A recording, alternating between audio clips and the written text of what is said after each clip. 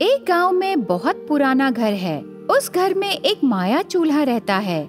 वो माया चूल्हा किसी निस्वार्थ के काम आने के लिए बहुत लंबे समय से प्रतीक्षा कर रही थी। उस गांव में चंद्रिका और हरिता नाम के दो बहनें रहते हैं। उनके बचपन में ही माता पिता मर जाने पर उनकी बुआ कांतम्मा उन दोनों को बड़ा करती है।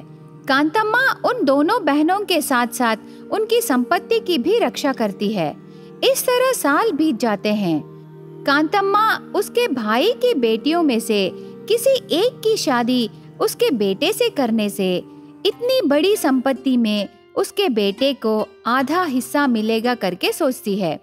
इसीलिए इतने साल चंद्रिका और हरिता को पाल पोस कर बड़ा करती है।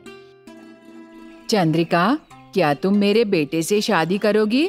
मैं तुम्हें अच्छे से देखभाल करूंगी रे। उसके बाद हरिता को अच्छा रिश्ता देखकर शादी कर देंगे। ऐसे पूछने पर चंद्रिका थोड़ा गुस्सैल से बुआ, जीजा से शादी करने के लिए हम दोनों को एज डिफरेंस है ना। वो मेरे से 1 हफ्ता छोटा है। नहीं बुआ, जीजा के लिए कोई और लड़की ढूंढो। ऐसे कहती है। तब कांतम्मा को चंद्री के ऊपर गुस्सा आता है। फिर से उसके गुस्से को कम करके हरिता से भी यही विषय पूछती है। तब हरिता डट के ऐसे कहने लगी, क्या बुआ, जो कर रही है क्या? तेरे बेटे को बहुत सारी बुरी आदतें हैं। नशा पीना, जुआ खेलना, लड़कियों के साथ घूमना, सभी आदतें हैं। ऊपर से हर समय घर में ही रहता है।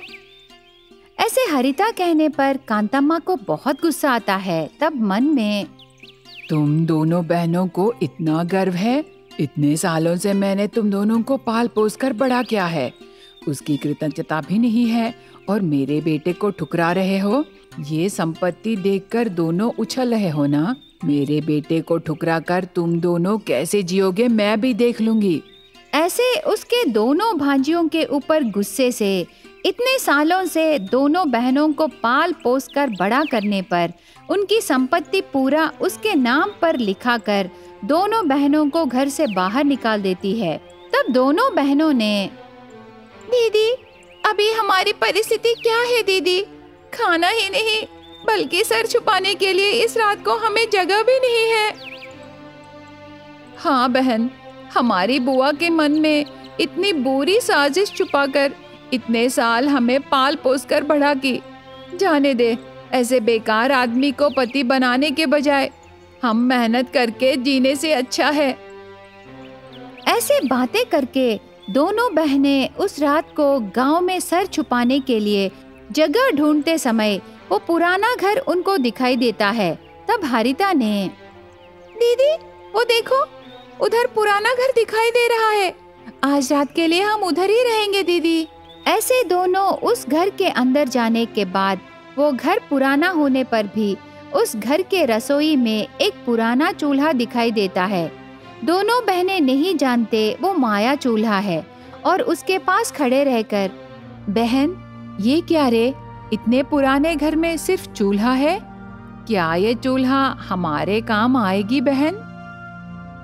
ऐसे भोलेपन से पूछने पर हरिता ने, हाँ, इस्तेमाल करेंगे दीदी।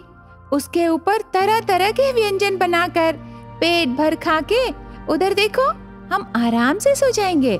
नहीं तो और क्या दीदी, ये हमें किस काम का आएगा? ऐसे हरिता कहने पर वो माया चूल्हा उनके सामने तरह तरह के व्यंजन प्रत्यक्ष करती है। वो सब देखकर दोनों बहनें आश्चर्य होकर ऐसे बातें करने लगे, बहन, लगता है ये कोई माया चूल्हा है। तुम जो बोली वही हमारे आंखों के सामने आया रे। क्या ये सब सपना है या सच है? परीक्षा करने के लिए और थोड़े व्यंजनों को पूछने पर वो माया चूल्हा उन व्यंजनों को भी प्रत्यक्ष करती है। उससे दोनों बहनों को माया चूल्हा के महत्व के बारे में पता चलता है। बहन, लगता है भगवान को हमारे ऊपर दया आई है, इसीलिए इस समय हमें ये माया चूल्हा मिला है। ऐसे बहुत खुश होकर उस दिन से माया चूल्हे के दिए व्यंजनों से वो एक फुटपाथ होटल शुरू करके उस व्यापार से आए हुए पैसों से उनका जीवन बिताने लगे। इस प्रकार धीरे धीरे से बढ़कर बहुत पैसे कमाकर घर और संपत्ति खरीदते हैं। वो माया चूल्हा दो अनाथ बहनों को जीने का रास्ता दिखाती है। रंगापुर गांव में चंद्रिका और हरिता नाम के दो बहनें रहते थे। उनका बहुत गरीब परिवार था। पिता शराबी होने पर उनकी माँ लक्ष्मी एक अचार फैक्ट्री में अचार रख के आए हुए पैसों से उसकी बेटियों का पालन पोषण करती है। एक दिन लक्ष्मी उसकी बेटियों से ऐसे कहने लगी, देखो बेटे, तुम दोनों भी अचार रखना सीख लो। कल के दिन तुम्हारे पापा जैसे ही अगर पति आ जाए तो अपना पैरों पर खड़ा रहने के लिए उपयोग होगा।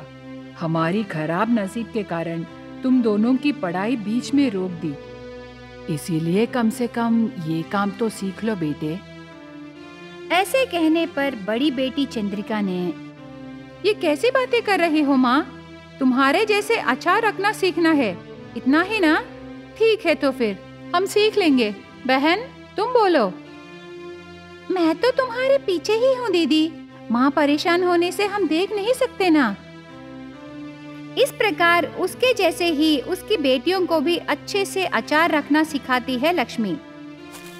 एक दिन बेटियां घर में गैरहाजिरी के समय पिता नशा पीकर आके लक्ष्मी को बहुत मारकर नशा पीने के लिए पैसे ले जाते समय बाहर से आ रहे चंद्रिका और हरिता के सामने आता है, पर नशे में रहने पर उन्हें नहीं देखता और ऐसे ही चला जाता है। चंद्रिका और हरिता घर के अंदर जाने के बाद उसकी माँ के माथे से खून बहता हुआ देखकर, माँ क्या हुआ? माँ उठो ना, माँ उठो ना, ये खून क्या है माँ? ऐसे कितना बुलाने पर भी माँ नहीं उठती। नशे में उनके पिता मारने पर लक्ष्मी मर जाती है। उसके बाद पिता रहने पर भी कोई लाभ नहीं है और चंद्रिका और हरिता अनाथ हो जाते हैं। उनकी माँ मर जाने के बाद उनकी गरीबी और बढ़ जाती है और जीना मुश्किल हो जाता है। करने के लिए काम एक दिन मिलता है और एक दिन नहीं मिलता। ऐसे समय में उस गांव में नए नए रखे एक अचार के फैक्ट्री में काम के लिए गए बहनों को नौकरी मिलती है। अचार रखना उनकी माँ सिखाने पर उनके दिन कटने लगे। ऐसे रहते हुए एक दिन पिता थोड़े व्यक्तियों को घर लाकर उसकी बेटियों को दिखाकर उनसे ऐसे कहने लगा, देखो वो मेरी बेटियां हैं, उनको खींच के ले जाओ मालकिन के पास। वो तुरंत दोनों बहनों को खींच के ले जाते समय चंद्रिका ने, कौन हो आप? हमें कहाँ ले जा रहे हो? पापा ये सब क्या है? किसके साथ हमें भेज रहे हो पापा? ऐसे कहने पर उन व्यक्तियों में से एक ने, तुम दोनों को तुम्हारा पिता हमारी मालकिन आंडालम्मा को भेज दिया है। वो मिलावटी खाद्य माफिया की महारानी है। ऐसे कह के चंद्रिका और हरिता को खींच के ले जाते हैं। वहाँ दोनों बहनों को एक कमरे में बंद करके उनकी मिलावटी खाद्य माफिया में दासी बना लेते हैं। सुबह उठकर उस कमरे के पास रहे रसोई घर में जाकर वहाँ आंडालू ऑर्डर दिए व्यंजन और अचार तैयार करने पर उन्हें करी पॉइंट्स को भेजते हैं वो माफिया। इस तरह दिन बीतते गए। एक दिन आंडालम्मा एक व्यक्ति से ऐसे कहने लगी, क्या रे, आजकल फूड इंस्पेक्टर पैसे लेने नहीं आ रहा? मतलब क्या हमारे फूड में इतना क्वालिटी है? ऐसे अपने आप में जोक डालकर हंसती है। तब वो व्यक्ति ने, सच बोली दीदी, पहले हमारे कंपनी में मिलावटी फूड तैयार होता था, पर वो दोनों बहनें आने के बाद खाने में मिलावट नहीं कर रहे हैं। हम उन बहनों को बहुत सताए, लेकिन वो हमें अच्छा ही कर रहे हैं। नहीं तो फूड इंस्पेक्टर्स को लाखों रुपए देने पड़ते। अभी तो हमारे पास कोई भी नहीं आ रहे दीदी। ये सब उन दोनों बहनों के वजह से ही। ऐसे कहने पर आंडालम्मा सोचने लगती है। उन दोनों बहनों की मेहनत के बारे में सोचना शुरू करती है।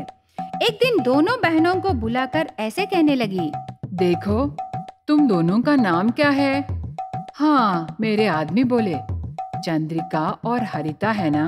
पहले हमारे आंडालम्मा फूड कंपनी में मिलावटी फूड था, लेकिन तुम दोनों आने के बाद हमारा अचार बहुत फेमस हो गया है, वो भी बहुत टेस्टीदार। आगे से मैं तुम्हें कोई कमी होने नहीं दूंगी। ऐसे ही तुम दोनों अचार अच्छे से तैयार करो। आए हुए मुनाफे में मैं तुम्हें चौथाई भाग दूंगी और तुम्हारे पिता को धमका के ठिकाने लगाऊंगी। एक बात बोलूं, अच्छाई और स्वाद इतना सम्मान देगा करके मुझे इतने दिन से मालूम नहीं था। ये सब तुम दोनों के वजह से ही पता चला। ठीक है मालकिन, हमारी माँ ने हमें अचार रखना सिखाया है। हम दोनों बहनें रखे अचार से ये आंडालम्मा अचार फूड कंपनी मार्केट में बहुत फेमस होगा मालकिन। ऐसे बात देती है। उसके बाद आंडालम्मा चंद्रिका और हरिता के पिता से नशा पीना बंद करा के ठिकाने लगाती है। चंद्रिका और हरिता दिन रात मेहनत करके अचार बेचने में उनका स्टाइल जोड़कर उनका ब्रांड रख के सफल होते हैं। इस प्रकार गरीब बहनें रखे अचार से उनके साथ साथ सभी के जिंदगियों में बदलाव लाता है।